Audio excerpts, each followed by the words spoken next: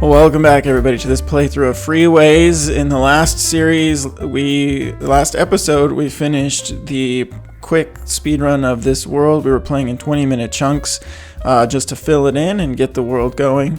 We're now going to use kind of an experimental design method to understand how the scoring works to try to optimize this. You can see each of these levels has a score here. So this 279, when you simulate this, it plays the traffic through and gives us a score. That score is based on 3 factors. We've got traffic flow, concrete use, a complexity factor, and then we get a total efficiency of 279.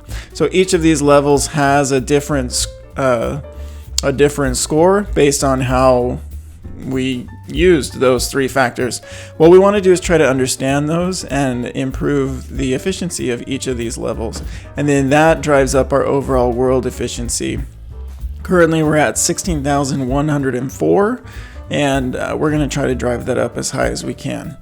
In order to do that, when you're doing an experiment, you really want to try to control as much as you can. So we're going to use the very first level. When you first start the game, it starts you here where you just pretty much draw a line. It's teaching you how to draw. And then from there you go to this next level. And this is the simplest level that you can simulate. Essentially, it's the one we're going to use for now.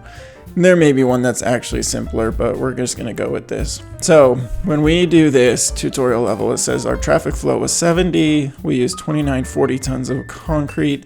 Complexity was 8. The total efficiency was 193. Essentially what we're going to do here is we're going to just draw and try to generate as many different types of number combinations as we can. We're going to try to understand what impacts each of these numbers so that we can then later control it as we go into each of these other levels. So let's say we have this 112, we want to drive it up. We want to know, are we trying to make the roads smoother to have the cars go faster? Or are we trying to use less concrete? What's actually going to drive the scores the most? So that's just an example. So here we go. We're back at this tutorial level. Let's go ahead and clear it out. All right, so we're going to clear it out and let's just draw. So if we were to try to impact, let's try to impact speed first. If we give them more curvy roads, does it impact their speed? What was the speed on the last one? 70 something. So let's try to impact speed first. All right, 77. Okay. Let's see. What if we do... Let's just keep with the curves for a minute here. I'm wondering, speed is distance traveled over time, and I'm wondering if they can change their speed based on traveling a longer distance, or if it's if it truly is like they're speeding up and slowing down around these corners, something like that. Speed 66. Okay. So we're still kind of in the ballpark. Let's see if we can get a really drastic change. On this. Let's go with sharp corners and see. Actually, you know what? In order to get even better control of this, we really probably should be keeping these two the same and having this one be variable. So let's try that now. Let's see what we get here. So these are a little bit sharper corners. Let's see if that impacts anything. 65, okay. We changed our method a little bit, so I'm not sure. Traffic flow 65 overall. All right. One of the things that's kind of annoying about this game is you can't just delete, and so you have to clear the whole level. So for each of these instances where we're collecting this unique data, we're just gonna have to clear the level. So now what I'm doing is trying to get them to do U-turns and see if U-turns have any impact. Okay, now this is gonna be tricky. We want kind of a 90 degree to try and keep them coming at 90 degrees the way they were before. 55, okay. So I wonder see how they're slowing down so much in these corners. So I'm wondering if that drives it lower. Let's do U-turns on all 3 of these roads. We should see a pretty strong impact, and that would tell us that sharp corners really do have a big part in the speed here. That is a lot of corners. Okay, we're gonna have to kind of save some room here for this one. We're gonna slow them down a lot. I don't know how much they'll weave back and forth through here, but we will find out. Here we go, simulate. Lots of U-turns back and forth. Okay, 46, yeah. This junction though, they're not merging very well. Oh, because they have to do a U-turn at the merge. And so that's definitely slowing them down. Okay, well, traffic flow, let's look at concrete used for a second. I think there's a pretty easy way to control that. So let's see how that affects our score. The way we're gonna control that, we're just gonna do one drawing here. And I assume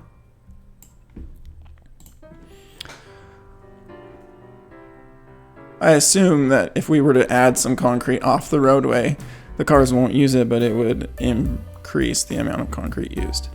Okay, so we had a score of 187 and our concrete use was 2980. So without clearing the map, let's just come up here and let's just use a crap ton of concrete and see how it goes.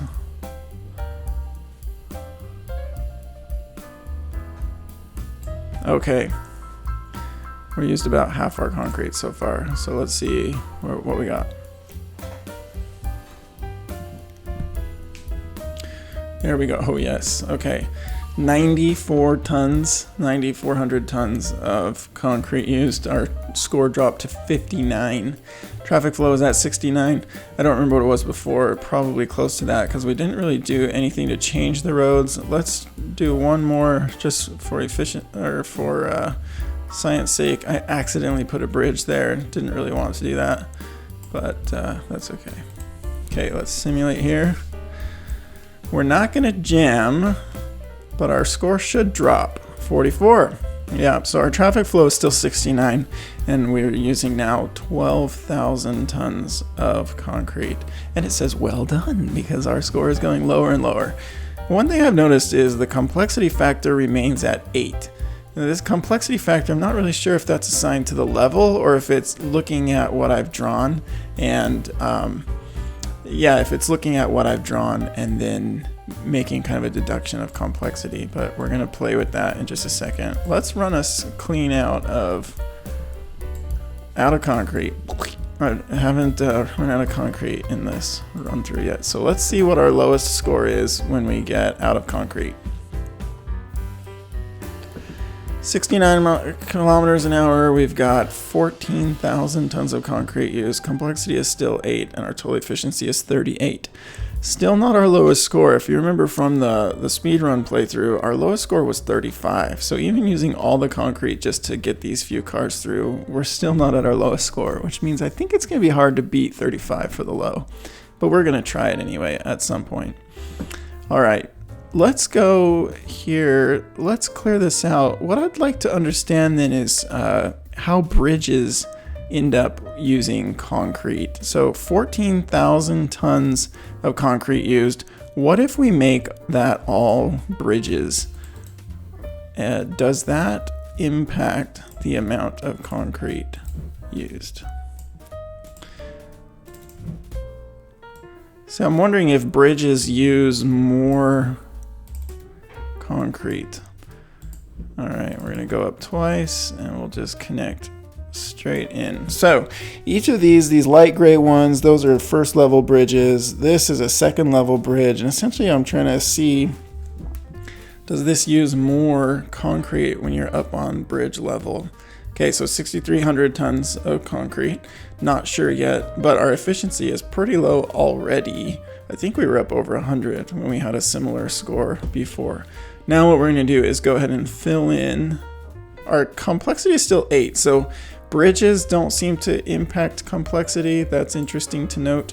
Okay, let's go ahead and start here and put a double layer bridge, and we're just gonna fill this in. Oh, look at the concrete though. You definitely don't get as much road for distance on the bridges. It definitely uses a lot more concrete per linear unit on that. So let's see if it actually used 14,000 tons of concrete to make these bridges. It did. It did. Okay, so 14,520 tons of concrete were used when we ran out of concrete. So interesting. So our complexity is still 8. We're going to play with that in just a second. Traffic flow stayed the same, 66 kilometers an hour. So the concrete used, so that's what we've learned. The bridges don't necessarily allow you to use more concrete. It just, you get less road distance for the amount of concrete when you use bridges. So in order to keep concrete down and get longer roadways, we want to use fewer bridges. So that's one way to modify this score here. Let's look at complexity for a second. So far, complexity factor has been 8 on this level. Really what we've done is simple junction or intersections here. And so this, we know, is a complexity factor of 8. We've seen this before and we've done a lot like it. What we're going to do now is try doing some additional merging or intersections and see if having more intersections does anything. Okay, so now if we were to take this 3, 4, 5 intersections and 1 there, so let's see what this does. The speed's gonna be pretty slow because that merge at the top is getting, oh, it's almost jammed too, but complexity is still 8. So intersections don't seem to play a part. It must be based on the level. All right, so what we can do then is we can take this information that we have gathered and analyze it to see what impacts the scores on these levels. And so we'll probably jump into Excel to do that. I just want to finish this out. There's a couple more little designs I thought might be fun to try to get some additional data going here. Okay, 55 kilometers an hour. Ooh, that's the one thing we haven't actually, I don't feel confident we nailed it down in the data yet. Let's try to get some really fast and really slow traffic flow. Let's see what we can do here. Okay, so let's clear this. If we were to do some really like good gradual merges, oh, there we go, like that. Just to see if we can keep traffic flowing like as fast as possible. I don't really care about how much concrete we use right now. We're just trying to manipulate speed. Ooh, they're flying through there. That looks great. 106. Okay, can we get higher than 106 kilometers an hour? Okay, so let's clear this. We're gonna go straight across. And now this one, we want a really gradual curve. Try not to get it too sideways there. And then this one, we're gonna pull off, try and keep it straight. Do a really gradual curve. We just want it as smooth as possible right at the very end there. Oh yeah, they're flying too. A little bit of slowdown here at the merge. You can see every once in a while. 110. Okay, so we're still up over 100. I don't know we're gonna get much faster than that. The thing that I noticed here was every once in a while there's a group of pinks and a group of pinks, and they hit right about the same time. Yeah, like this. So then that one had to slow down, and then this one had to slow down. And so,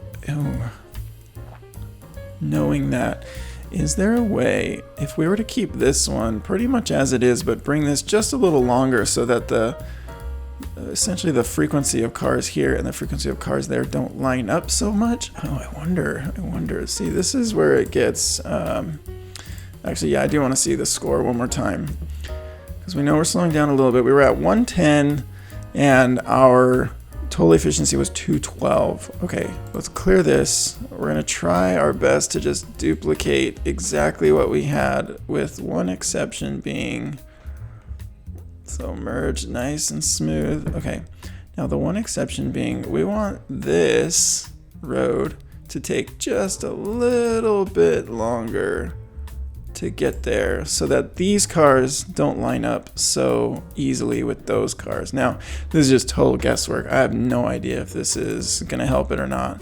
But essentially, we're just trying to get the timing so that they don't run into each other as much. There's still quite a bit of merging. Yeah, 110. So I don't know that we're going to get much better than 110. The last thing we could try is our fancy dancy roundabouts that we did so well with in our playthrough, and just see if there's any other gains here by keeping them. See, I think they're slowing down at the merge right here. 100, yeah, a little bit slower. All right, so that's it. That's gonna be our data gathering. We're gonna put this into Excel and see what we can learn. Okay, here we are in Excel. I've put in the numbers just so you don't have to watch me type them all in, but here's what we've got. We've got flow, concrete, complexity, and total, just for the one level that we did. If we really wanted to get into like a true look at the data, we would get more factors of complexity, as well as significantly more data points that we would look at. We're not really doing like a super real analysis, though. We just want to get a feel for how these are related. So we know that complexity has no result on the score necessarily. It probably modifies these two, and the only way to figure out how that interacts is by getting some other complexity factors. So instead, let's look at these two together. So we've got total and concrete, and let's see, we're going to insert what's called a scatter plot, and this will give us kind of a fancy chart here to show us the relationship. And let's do the same thing here for flow and the total. And let's go insert scatter plot.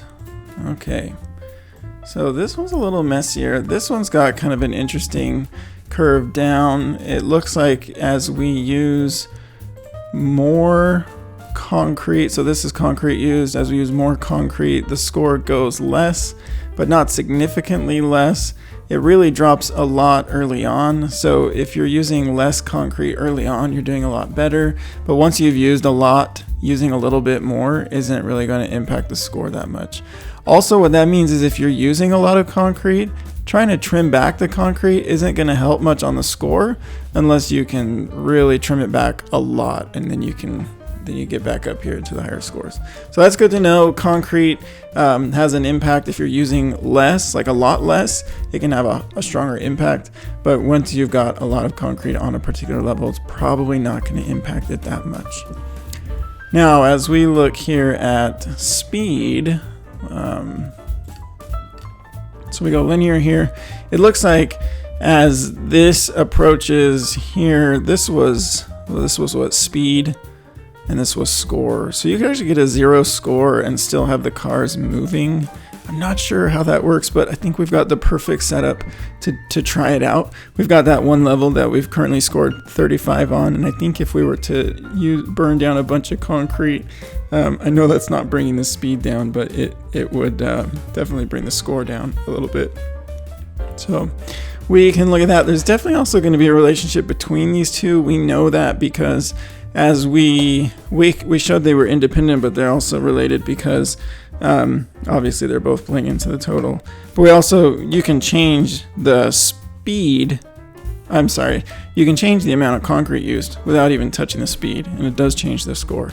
So let's look at these two just real quick as a ratio, just for fun. I don't know what this will tell us, if anything, but let's just say concrete per kilometer per hour, and we'll just call this concrete per flow, and let's see the relationship between these two as well. Okay, So as you bring concrete per flow, let's see, where are we at here? These scales are too similar, it's hard to tell which is which. So then as we are, you know what I'm gonna do, just to help us out here, I'm gonna multiply this whole thing by 100, and that will, there we go. That's gonna give us, that'll help us see which axis is what. The line will be the same, but now we know what we're looking at. Okay, so as we bring the ratio down, our score will go up. But when you're at the high end, it doesn't. So if you're already kind of wasteful, you have a ton of concrete out there, or the traffic is really slow, you're going to see small gains when you're having really poor performance. But when you have high performance, making small tweaks to a high performing map is going to give you even higher gains. So interesting. So it sounds like the lesson there is when if a map is doing really well already, trying to tweak it might help us out. If a map is doing really poorly, it's probably better to just go ahead and, instead of tweak it, to go ahead and redraw it to try and get it to perform better, because we're going to get more points per kind of tweak or nudge based on that. So, and I think that's probably intuitive, but it's interesting to see just how drastic the change is. It's not linear for sure. Like, there's no point. There's definitely a difference in spending time nudging these versus those. And so something interesting, something we learned. So let's get back into Freeways and see what we can come up with. We'll be optimizing levels in the next video. And thanks for joining. I hope you're liking this series. I'm ready for the next series. We're going to do another playlist on that one, and we'll just start picking apart that world and make it better and better and better. Thanks for watching, and I'll see you in the next one.